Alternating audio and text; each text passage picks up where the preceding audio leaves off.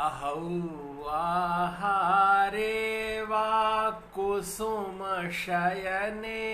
वा दृशदि वा मणौ वा लोष्टे वा बलवति रिपौ वा सुहृदि वा तृणे वा स्त्रैणे वा मम समदृशो यान्तु दिवसाः क्वचित् पुण्यारण्ये शिव शिव शिवेति प्रलपतः। अत्यंत आनंद का विषय है कि हम सब लोग इस विश्व परिवार के अंग हैं। अगर हम इकाई में देखते हैं तो अपने आप को उस सनातन सत्ता से संबंधित पाते हैं जो अनादिकाल से प्रवहमान है। हजारों वर्ष हो गए, 5-7 हजार वर्ष का तो ज्ञात इतिहास है। यह सनातन परंपरा अनादिकाल से अप्रतिहत प्रवहित हो रही है। भारतवर्ष में हमारी वैदिक परंपरा, जिसमें 4 वेद, ऋग्वेद, यजुर्वेद, सामवेद और अथर्ववेद, इनके 4 उपवेद, ऋग्वेद का उपवेद आयुर्वेद, यजुर्वेद का उपवेद धनुर्वेद तथा सामवेद का उपवेद गंधर्ववेद तथा अथर्ववेद का उपवेद स्थापत्य वेद है। फिर हमारे 6 शास्त्र हैं: शिक्षा, कल्प, व्याकरण, निरुक्त, छंद, ज्योतिष। ये 6 हमारे शास्त्र हैं। ये वेद के अंग हैं, ये वेदांग हैं। और 18 पुराण हैं, 11 उपनिषद हैं, रामायण महाभारत है। ये अत्यंत आनंद की बात है कि ये सब संस्कृत वालों की अपने घर में रखी हुई हीरे जवाहरात की श्रृंखला है। जिसके पास वेद का आशीर्वाद है, पुराण और उपनिषदों का जिसे ज्ञान है, संसार में उसके लिए कुछ भी अनबूझ नहीं है। उसके लिए सब कुछ प्रकट है, हस्ता मलक है। जिसके पास ज्ञान है उसके पास ही ब्रह्मांड की अप्रतिम सत्ता है। ऋते ज्ञानान्न मुक्ति, बिना ज्ञान के मुक्ति नहीं होगी। भवनों के अनंत विस्तार से, अट्टालिकाओं के उस हर्म के सौंदर्य से, अथवा वाहनों के अप्रतिम क्रमवार विस्तार से व्यक्ति की महत्ता नहीं होती। उसके वस्त्राभूषण से दिव्यता नहीं होती। उसके अंतःकरण में व्याप्त दिव्यता से, उसकी ज्ञान गरिमा से और उसके अंदर भावों की महनीयता से श्रेष्ठता होती है।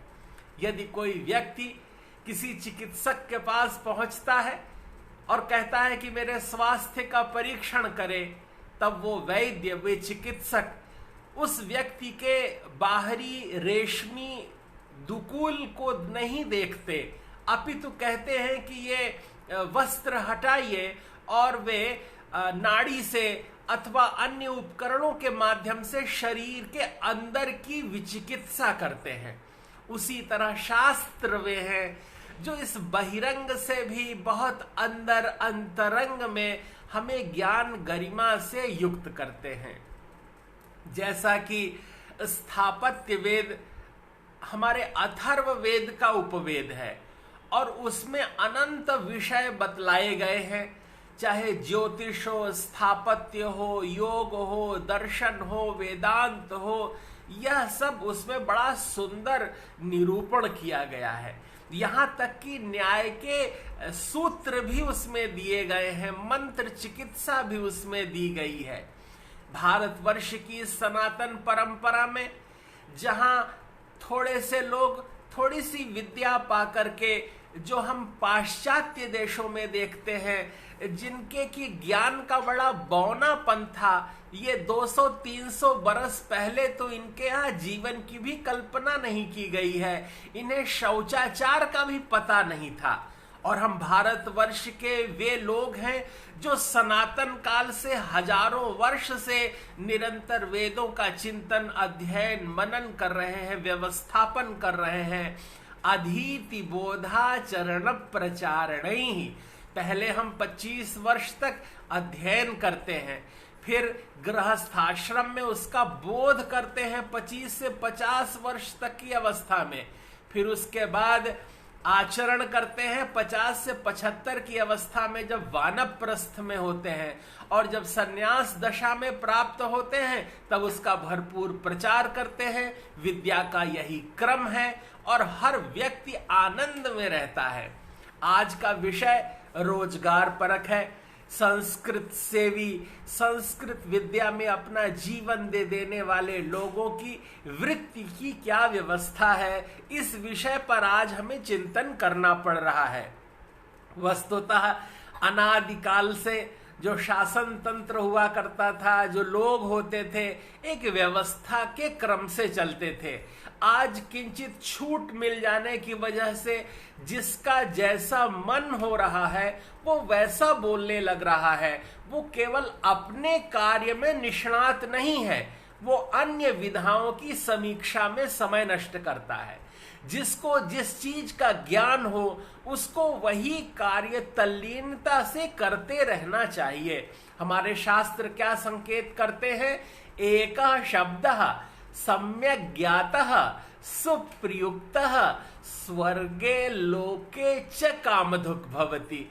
एक शब्द का ही अगर भरपूर अच्छे से ज्ञान हो जाए तो वही एक शब्द कामधेनु बन जाता है। चाहे जितना दुह लीजिए वो अनंत सामर्थ्य प्रकट करता है, वो अनंत सामर्थ्य दे देने वाला होता है। शास्त्र और भी संकेत करते हैं, हमें अपने मन को छोटा नहीं करना है। अनंत उपाय हैं, अनंत विचार हैं, और हम सब उन विचारों का परचिंतन करेंगे, अपने भाव रखेंगे। लेकिन यह बात भी परम आवश्यक है कि संतुष्टि होनी चाहिए। यदि व्यक्ति को अपने जीवन में संतोष है, संतुष्टि है, आह्लाद है, आनंद है, तो वो अखंड परमात्मा की इस दैवीय कृपा का अनुभव कर पाता है। भगवान का गुण है, वे सर्व समर्थ हैं, वे सच्चिदानंद घन हैं और वे सर्वव्यापक हैं। भगवान सब जगह है। अगर कोई भगवान को जानता है तो उसको इन बातों को मानना चाहिए। व्यक्ति मानने में कृपणता न करे। अगर हम भगवान पर विश्वास रखेंगे तो भगवान हमें सहज उपलब्ध होंगे। जब 5 वर्ष के ध्रुव और प्रहलाद के लिए भगवान आ सकते हैं तो क्या हम लोगों के लिए नहीं आ सकते? वे अवश्य आएंगे। वे करुणा निधान हैं, वे सत्य चित और आनंद घन हैं। इसके सार हैं। जहां सत्य रहता है, जहां निश्चय ही आनंद रहता है और चित अर्थात चेतना रहती है, वहां परमात्मा विद्यमान रहते हैं। जैसे वायु सब जगह व्याप्त है लेकिन दिखाई नहीं दे रही है, लेकिन प्रेम ते प्रकट होई मैं जाना। जैसे ही आप विद्युत व्यजन चलाते हैं आपको हवा की विस्तार और उसकी शीतल मंद समीर का अनुभव होने लगता है। आप चाक्षुष प्रत्यक्षीकरण भी कर पाते हैं। आपके जीवन में एक अनवरत आनंद आने लगता है। शास्त्र यह संकेत करते हैं, सद्विद्या यदि का चिंता। यदि आपके पास में सद्विद्या है तो आप चिंता न करिए, आप सहज रहिए, आप आनंद में रहिए, आप व्याकुल मत होइए, आप अधीर मत होइए, आप कातर दृष्टि से जगत को मत देखिए, आप व्याकुल मत होइए। कोई सज्जन व्यक्ति, शांत और सहज व्यक्ति जब व्याकुल होता है ना, तभी इस धरा पर कहीं भूकंप आता है, तभी कहीं जल विप्लव होता है, सज्जनों को शांत रहना चाहिए, सहज रहना चाहिए, और किस बात की चिंता करना।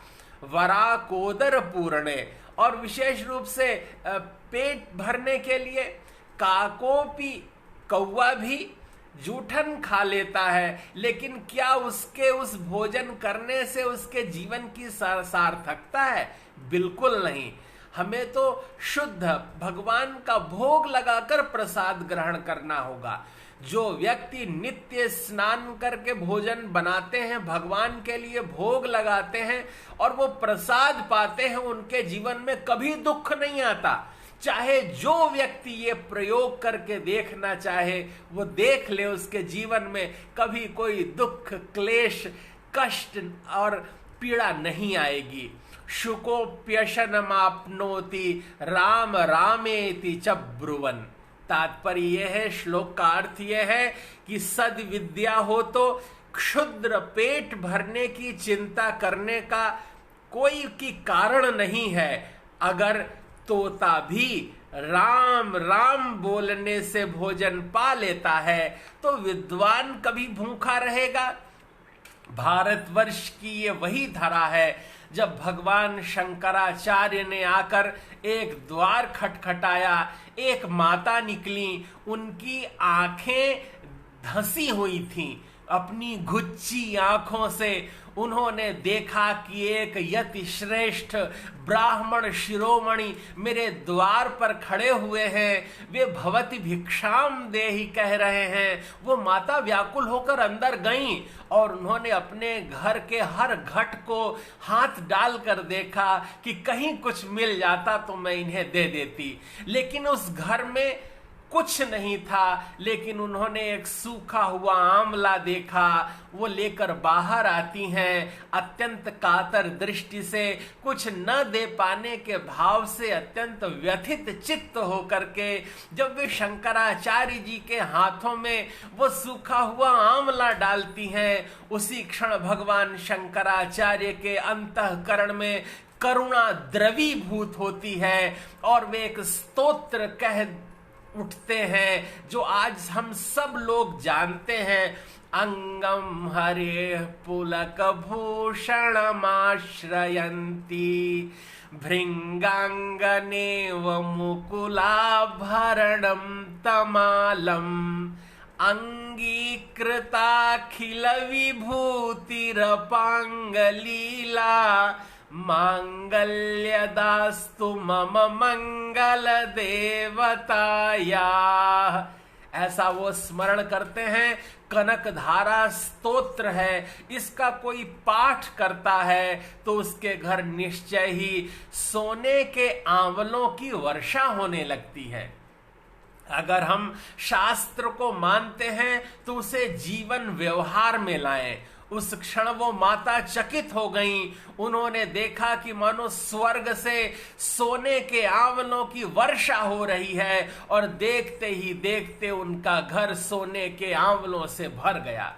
यह प्रत्यक्ष घटना है, ये कोई बहुत प्राचीन बात नहीं है, ये यथार्थ है, ये सत्य है। जो कोई अन्नपूर्णा स्तोत्र का पाठ करता है, जीवन में मैंने उसे कभी भूखा सोते हुए नहीं देखा।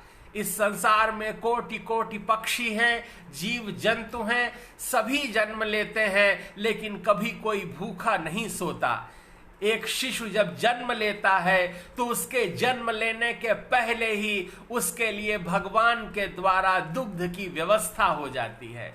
इसलिए कभी व्यथित नहीं होना है, चिंतित नहीं होना है। जब किसी शिशु के जन्म लेने के पहले ही भगवान उसके लिए दूध की व्यवस्था कर देते हैं, तो जब दांत न थे तब दूध दियो, अब दांत दिए तो अन्न न दे। हे भगवान, आप तो सर्व समर्थ हैं और हमें सब कुछ दे सकते हैं। इस तरह का भाव रखकर सहज चित्त होकर के हमें विचार करना है कि हम क्या कर सकते हैं। विद्या या अर्थ करी, विद्या वह है जो अर्थ प्रदान करती है, हमारे जीवन में आवश्यकताओं की पूर्ति करती है। यह समझना परम आवश्यक है कि जो पुरुषार्थ हैं वो चार हैं। ये चार पुरुषार्थ हैं: धर्म अर्थ काम मोक्ष। धर्म एक साधन है जो मोक्ष तक ले जाता है। अर्थ एक साधन है जो काम अर्थात कामनाओं की पूर्ति कराता है। ऐसा अर्थ भी निरर्थक है जो कामनाओं की पूर्ति न करा सके, और ऐसा धर्म भी बहुत उपादेय नहीं है जो मोक्ष न करा सके। मोहस्य त्यागः मोक्ष। इस संसार में ये जो बंधन है इनका त्याग ही मोक्ष है, अर्थात मोहस्य त्यागः मोक्षः। इस तरह मोक्ष होता है। और संसार में हम हैं तो संसार की व्यवस्थाओं के अनुरूप रहना है, इनका पालन पोषण करना है।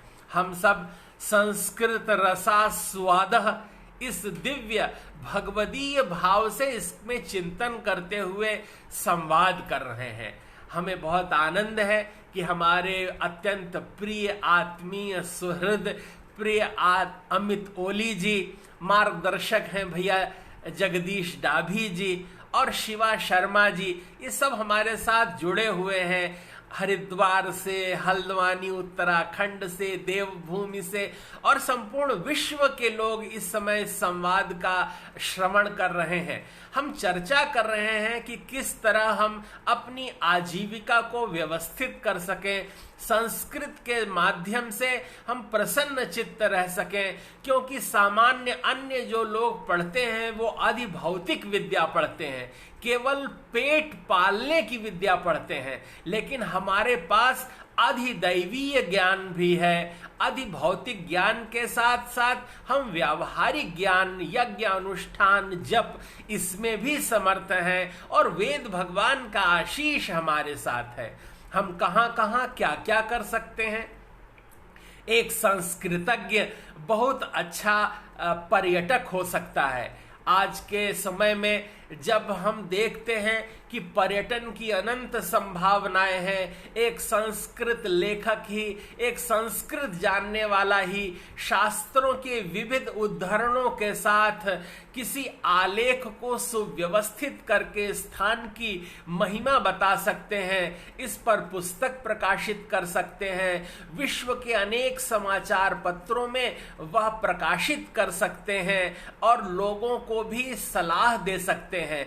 भारतवर्ष का पर्यटन विभाग भी निरंतर इसे प्रोत्साहित करता रहता है और जो लोग ब्लॉग लिखते हैं अखबार में, पत्रिकाओं में, वे भी मासिक रूप से अपनी आजीविका इससे चलाते हैं, विभिन्न स्थानों पर ब्लॉग लिखते हैं और शास्त्रीय चिंतन, वर्तमान का चिंतन और हमारे वेद पुराण उपनिषदों में क्या कहा गया है इसको भी प्रकट कर स्थान की महिमा बताते हैं, स्वयं भी धन्यता का अनुभव करते हैं और लोगों का मार्ग प्रदर्शित करते हैं। विश्व के अनेक देशों में, जिसमें विशेष रूप से जर्मनी और रशिया है, वहां संस्कृत अध्यापकों की बड़ी मांग है। पूरे विश्व में संस्कृतज्ञों की बड़ी मांग है। इसलिए हमें एक अन्य भाषा भी सीखनी होगी और हम अनुवादक के रूप में भी अपनी आजीविका को व्यवस्थित कर सकते हैं। हमें अनेक विषय हैं जिसे हम संस्कृत में अनुदित करें और संस्कृत का जो साहित्य है उसे अन्य भाषा में अनुदित करके उस विषय में विशेषज्ञ बन सकते हैं। अर्थात अनुवादक के रूप में विशेष रूप से संस्कृतज्ञ विश्व में एक क्षितिज में अपना नाम स्थापित कर सकते हैं और संस्कृत के साथ अगर किसी देश की भाषा आती है तो आप उस देश के और भारत के राजनैतिक राजदूत हो सकते हैं। आप में वह संभावनाएं विद्यमान होती हैं। केवल संस्कृत पढ़ने वाला ही कर्मकांड दक्ष होता है, क्योंकि षोडशोपचार पूजन, पंचोपचार पूजन और हमारी सनातन परंपरा में पंचदेवोपासना, इनके क्रम को जो जानता है और अपने हृदय से जो भाव से पूजन करता है, मानो भगवान प्रत्यक्ष उपस्थित होकर उस पे आशीर्वाद की वर्षा करते हैं। अच्छे शास्त्र को जानने वाला मधुर भाषी हो, क्योंकि मधु वातारिता स्यात् मधु क्षरन्ति सिंधवः। ऐसी वाणी बोलिए जो मन का आपा खोए औरन को शीतल करे और आपो शीतल होए। मधुर संवाद करना चाहिए, और जो कर्मकांड मधुर भाषा में करते हैं उनकी लोक कीर्ति व्यापक हो जाती है। वे शास्त्रों को समझें, मंत्रों को समझें, मंत्र बोलकर अगर उसके अर्थ को भी समझाते हैं तो यजमान को अत्यंत प्रसन्नता होती है कि कोई उसकी ओर से भगवान को प्रार्थना कर रहा है। यह अत्यंत महनीय, कितना प्रांजल, कितना पवित्र और उत्कृष्ट कार्य है। सभी कितना आदर करते हैं। इसलिए कर्मकांड दक्ष होने पर वाणी में एक अप्रतिम निखार आ जाता है, शब्दों की शुद्धि होती है। जो लोग शुक्ल यजुर्वेद इत्यादि स्मरण करते हैं, याद करते हैं, रुद्राष्टाध्यायी का वाचन करते हैं, दुर्गा सप्तशती पढ़ते हैं, उनकी अनंत संभावनाएं हैं। आजकल तो इसको भी जिसके शुद्ध उच्चारण के साथ YouTube पर डाल दिया जाए और 1000 लोग उसके चैनल को सब्सक्राइब कर ले और लगभग 4000 मिनट वो देख लिया गया हो, तो उसके बाद YouTube की ओर से भी उसको धनराशि प्राप्त होने लगती है और लाखों रुपए उसे प्राप्त होते हैं। ये शास्त्र के कौशल के साथ व्यवहार दक्षता से उपलब्ध हो जाता है। इसके बाद ज्योतिष विद्या है जो अत्यंत जागृत है। यह ज्योतिष विद्या भगवान के उस दिव्य स्वरूप में, जिसे भगवान ने कहा ये मेरे नेत्र हैं। ज्योतिष माने एक ऐसा ज्योतिर्पुंज, एक दृष्टि दिखाने वाला, एक ऐसा मार्ग प्रदर्शक विज्ञान है जिससे कि सब कुछ संभव हो सकता है। व्यक्ति को नित्य गायत्री का जप पाठ अनुष्ठान करके ज्योतिष का विधिवत अध्ययन करना चाहिए। इन्हें दैवज्ञ कहा गया है। भगवान की निकटता इन्हें प्राप्त हो जाती है, जो व्यक्ति को संकेत कर सकते हैं कि कब क्या और कैसे होगा। यह अत्यंत महनीय है। ज्योतिष विद्या में हम देखते हैं कि 9 ग्रह जिस जन्मांग चक्र में 12 राशियों में सब बैठे रहते हैं, उसमें 27 नक्षत्रों का प्रभाव रहता है। उस 27 नक्षत्र के अलग अलग वृक्ष भी अभिहित किए गए हैं। अगर किसी के जीवन में किसी भी तरह का कोई कष्ट है तो उसको यह सलाह दे कि वो जिस जन्म नक्षत्र में पैदा हुआ है उसी जन्म नक्षत्र के आने पर उसका वृक्ष वो धरा पे रोपित करे, और बीज वपन करने के बाद धीरे धीरे जब वह पल्लवित होगा, पुष्पित होगा, सुरभित होगा, फलित होगा, वैसे वैसे व्यक्ति के जीवन में आनंद, आह्लाद, अभ्युदय और प्रकर्ष होगा। उसके यश कीर्ति में विस्तार होगा। यह शास्त्र संकेत करते हैं। ज्योतिष विज्ञान एक अद्भुत विज्ञान है। जिसे ज्योतिष का ज्ञान है वो यह बता सकता है कि कौन सी औषधियों का सेवन करना है। पूर्णिमा इत्यादि तिथियों में वनस्पतियों में अमृत उतर आता है और उन तिथियों में वो वनस्पति लेकर के और नक्षत्र विशेष में अगर उसका सेवन किया जाए तो ऐसी कौन सी समस्या है जो दूर नहीं हो सकती। आयुर्वेद हो और वास्तुशास्त्र हो, यह सब इससे संबंधित है, क्योंकि आयुर्वेद में भी विशेष संभावना है।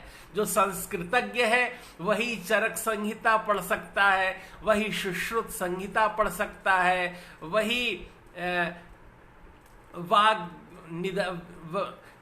आयुर्वेद के विभिन्न ग्रंथों का अध्ययन कर सकता है। चरक संहिता, सुश्रुत संहिता, वाग्भट संहिता, माधव निदान संहिता, ये जो सब आयुर्वेद के ग्रंथ हैं इनका अध्ययन, चिंतन, मनन करके व्यक्ति वो सब प्राप्त कर सकता है जो आज आधुनिक विज्ञान केवल 10% तक ही प्राप्त कर पाया है। क्योंकि अध्यात्म विद्या के साथ साथ, संस्कृत के साथ साथ जब हम इन मूल विषयों का चिंतन करते हैं तो एक संस्कृतज्ञ ही उसका पार पा सकता है। आज भी आयुर्वेद की चिकित्सा में जो लोग BA-MS करते हैं, आयुर्वेद में प्रवेश लेना चाहते हैं, उनके लिए संस्कृत विषय अनिवार्य है। वो संस्कृत के माध्यम से ही भारतवर्ष की वह प्रकृष्ट विद्या का ज्ञान प्राप्त कर सकते हैं।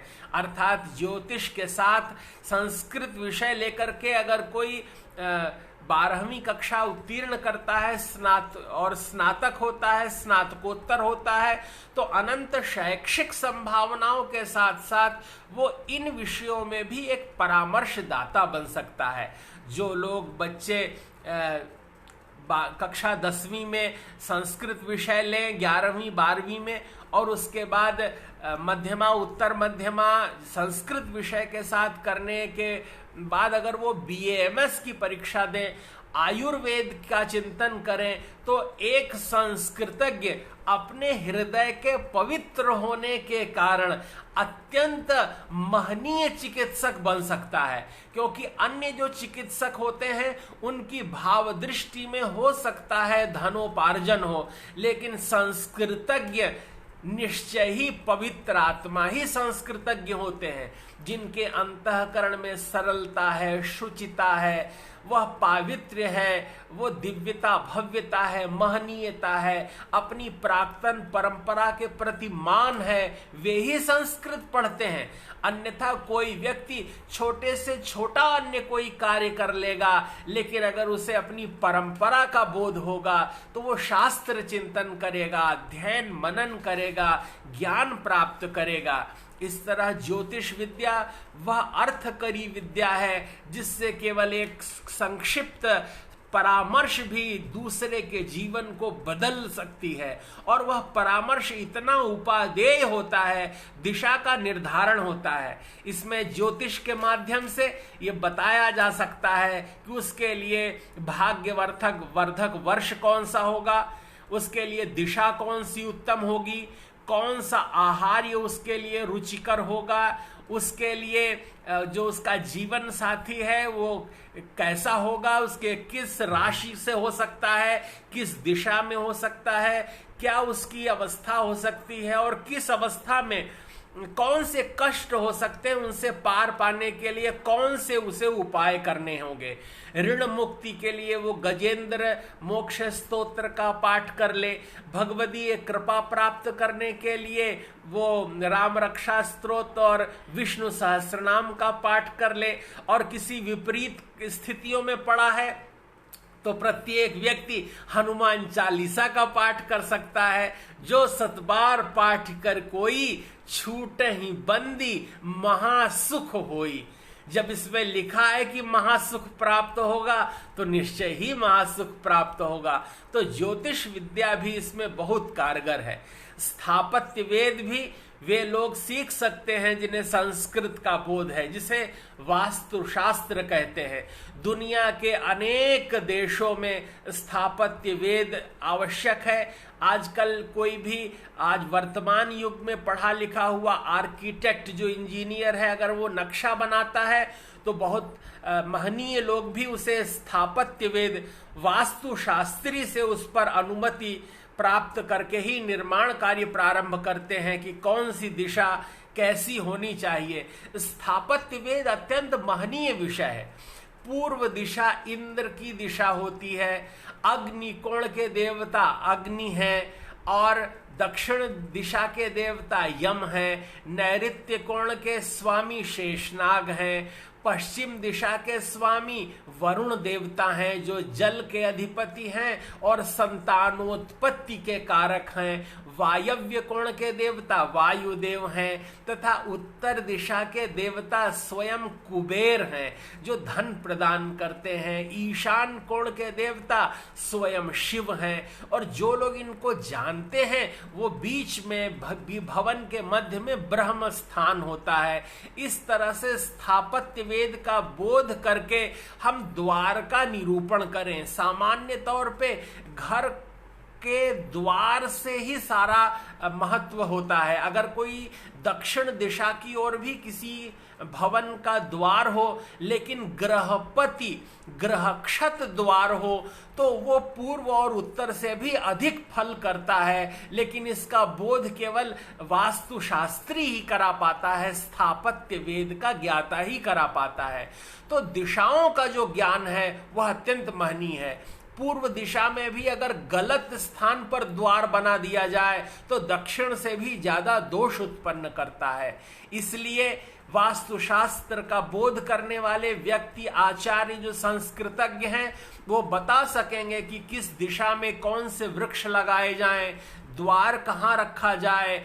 पश्चिम्याम प्रबलाम चिंताम, जो पश्चिम दिशा में सिर करके सोते हैं उन्हें प्रबल चिंताएं घेरे रहती हैं। अगर किसी को स्वप्न ज्यादा आते हैं, नींद बहुत ज्यादा आती है, स्वप्न दशा रहती है, वो अकारण आकुल व्याकुल व्यथित चित्त रहता है, तो वो हो सकता है पश्चिम दिशा में सिर करके सो रहा हो। यह सब शास्त्र आज्ञाएं कौन बताएगा? ये संस्कृतज्ञ ही बताएंगे। जो मत्स्य पुराण है, अग्नि पुराण है, इनमें 56 अध्यायों तक इसका विशेष विवरण वर्णित किया गया है, जिसको एक संस्कृतज्ञ ही पढ़ करके संपूर्ण लोक को आनंदित कर सकता है। जो चिकित्सक हैं, वस्तुतः वे अगर संस्कृतज्ञ होते हैं तो ही वे निश्चल प्रवृत्ति के होते हैं और उनकी औषधियां लगती हैं। इसका ज्ञान होता है कि यदि कोई व्यक्ति दंत पीड़ा से पीड़ित है तो उसके केतु के उपचार करने से, केतु के दान अथवा शांति कराने से दंत पीड़ा में शांति मिलती है। उसी तरह शरीर के विभिन्न स्थानों पर विभिन्न ग्रहों का प्रभाव रहता है और जो भिन्न भिन्न रोग शरीर पर समय समय पर आते हैं, अगर हम उनकी ग्रह चिकित्सा कर सकेंगे तो निश्चय ही अभूतपूर्व लाभ प्राप्त होता है। जो संस्कृत में पढ़ते हैं, विशेष रूप से सेना में उनको लिए जाने पर प्राथमिकता दी जाती है। अगर कभी कोई संस्कृतज्ञ सेना, भारतीय सेना में विशेष रूप से अगर इच्छुक हो तो उसे वहां प्राथमिकता दी जाती है। उच्च स्तरीय यह आदेश है कि अगर कोई व्यक्ति संस्कृत पढ़ा हुआ हो तो उसको सेना में प्राथमिकता दी जाए, क्योंकि संस्कृतज्ञ कभी भी पीठ पीछे वार नहीं करेगा, वो कृतघ्न नहीं हो सकता, वह कृतज्ञ ही रहेगा। एक संस्कृतज्ञ होने का, भारतीय धर्म सनातन परंपरा का ज्ञान होने का यह फल है कि वह व्यक्ति कभी भी कृतघ्न नहीं होगा। संस्कृतज्ञ सर्वाधिक कृतज्ञ माने जाते हैं। मैं भारतवर्ष के ऐसे कई घरानों को जानता हूं जहां केवल बहू का चयन करते समय संस्कृत पढ़ी लिखी कन्याओं को ही प्राथमिकता दी जाती है। आज मैं कह के बहुत आनंदित हूं कि भारतवर्ष में एक संस्था है अमेठी ग्रुप्स, जिसके पूरे विश्व में कॉलेजेस हैं, एमबीए कॉलेजेस हैं और तमाम जगह जगह बड़े बड़े प्रतिष्ठान हैं, लेकिन उस परिवार में कभी भी कोई बहू आई है तो वो संस्कृत पढ़ी लिखी आई हैं। 4 पीढ़ियों का तो मुझे ही ज्ञान है कि वे सब संस्कृत में एमए थी, इसीलिए इस घर की बहू बन पाई हैं।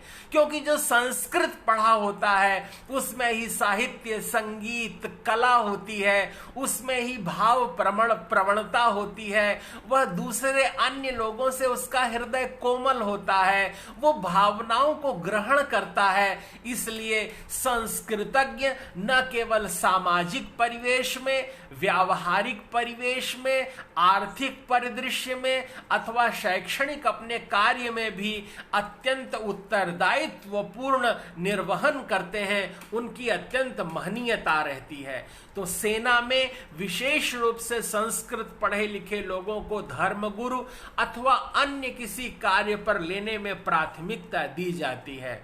जो अध्यापक बनते हैं वे संस्कृत पढ़ा हुआ व्यक्ति अन्य विषयों के प्रबोधन में भी निष्णात होता है, उसकी भाषा में सौष्ठव होता है, वह हिंदी इत्यादि विषयों को भी अत्यंत सुकर ढंग से, व्यावहारिक ढंग से हम पढ़ा पाते हैं, क्योंकि संस्कृतज्ञ व्यक्ति ही शुद्ध उच्चारण पर अत्यंत व्यवस्थित रहता है। जैसे कि राम शब्द है, ऋतु रषणाम मूर्धा, र का उच्चारण मूर्धा के स्पर्श होने पर ही शुद्ध उच्चरित होगा राम। तो जब व्यक्ति राम शब्द का शुद्ध उच्चारण करेगा तो निश्चय ही उसके सहस्रार चक्र से अमृत टपकेगा और यह राम केवल नाम न होकर के मंत्र हो जाएगा और वो संपूर्ण आशीर्वादात्मक भगवदीय सनातन परंपरा का प्रतिनिधित्व करता हुआ अपनी दिव्यता का प्राकट्य कर देगा। जो संस्कृत पढ़े लिखे लोग होते हैं वे आध्यात्मिक गुरु हो सकते हैं, क्योंकि गुरु वही हो सकता है जिसके व्यवहार में, जिसके आचरण में और जिसके चिंतन में समानता हो। मनस्येकम वचस्येकम कर्मण्येकम महात्मनाम, वे ही महात्मा होते हैं, महान आत्मा वाले होते हैं, क्योंकि आत्मा, महात्मा और परमात्मा, हम सभी आत्माएं परमात्मा का ही अंश हैं और जो अपनी श्रेष्ठता के कारण इस जगत में महात्मा रूप से ख्यात होते हैं। तो महात्मा कैसे हो सकते हैं?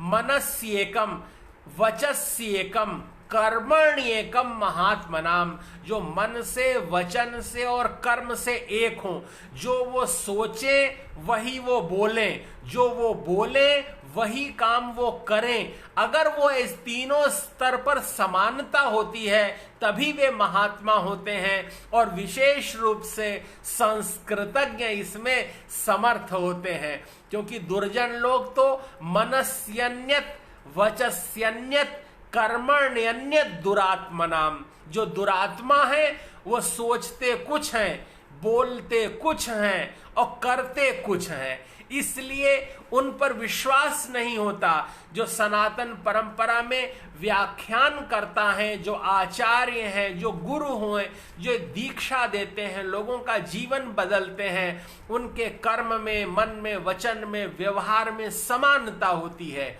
वे आध्यात्मिक गुरु के रूप में लोगों को दिशा देते हैं। भारतवर्ष की यह सनातन परंपरा है।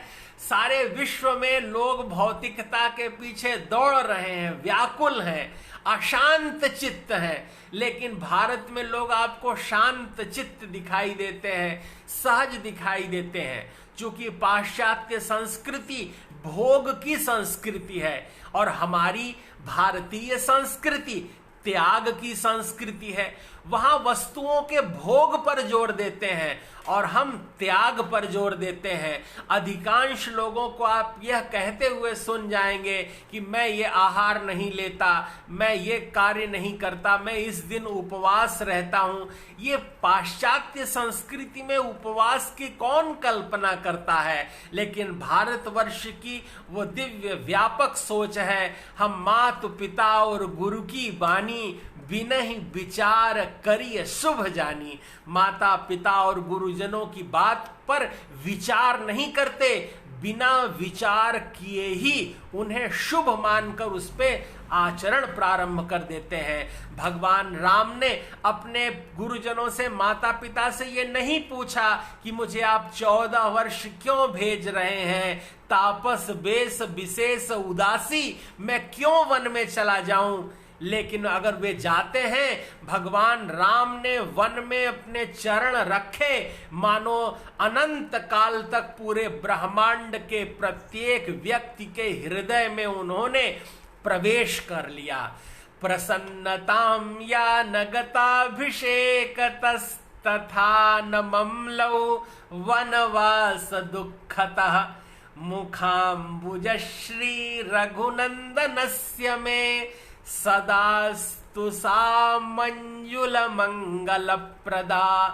भगवान श्री राम को जब वन गमन का उन्होंने समाचार सुना तो उनके मुख कमल की शोभा वही थी जब उन्होंने अपने को युवराज बनाए जाने की समाचार से वे परिचित हुए थे। जब उन्होंने यह सुना था कि मैं युवराज बन रहा हूं, और वन में जाते समय उनके मुख कमल की शोभा समान थी। इस तरह एक संस्कृतज्ञ ही आध्यात्मिक गुरु बन सकते हैं। अगर कोई भी विद्यार्थी, कोई भी व्यक्ति एक दिन में 2 गीता के श्लोक याद करता है तो वो 365 दिन में पूरी गीता याद कर लेगा। और जो भगवान की वाणी को याद कर लेगा, मैं विश्वास करता हूं कि उसके जीवन में कभी अभाव नहीं होगा, कभी दुख पीड़ा नहीं होगी। केवल गीता जयंती ही पर उसका उद्बोधन नहीं होगा, नित्य वह उपादेय हो जाएगा, महनीय हो जाएगा। इसीलिए नित्य गीता का अध्ययन पाठ श्रवण करना चाहिए। श्रीमद् भागवत इत्यादि ग्रंथ हैं, आज लाखों वर्षों से व्यक्ति इसका श्रवण करते आ रहे हैं। हो सकता है कि इसे हम कहते हैं व्यास जी ने लिखा, लेकिन अगर ये भगवान कृष्ण जी का शब्दमय वांग्मय स्वरूप है और भगवान कृष्ण ही हैं, तो ये तो शाश्वत हैं, अनादि अनंत हैं, अखंड हैं, अछेद्य हैं, अभेद्य हैं। और यह श्रीमद् भागवत का अगर कोई पारायण करता है, पाठ करता है, तो उसके जीवन में कभी अभाव नहीं रहेगा। कहते हैं कि 3 तरह के ऋण व्यक्ति के जन्म के साथ ही उस पर चढ़ जाते हैं, पितृ ऋण, देव ऋण और ऋषि ऋण। और वो यही ऋण उतारता है, और ये ऋण जो नहीं उतार पाता उसके जीवन में फिर उसकी कुंडली इत्यादि में पितृदोष लग जाता है। तो ये पितृ ऋण उतारने का सर्वाधिक बड़ा साधन श्रीमद् भागवत है।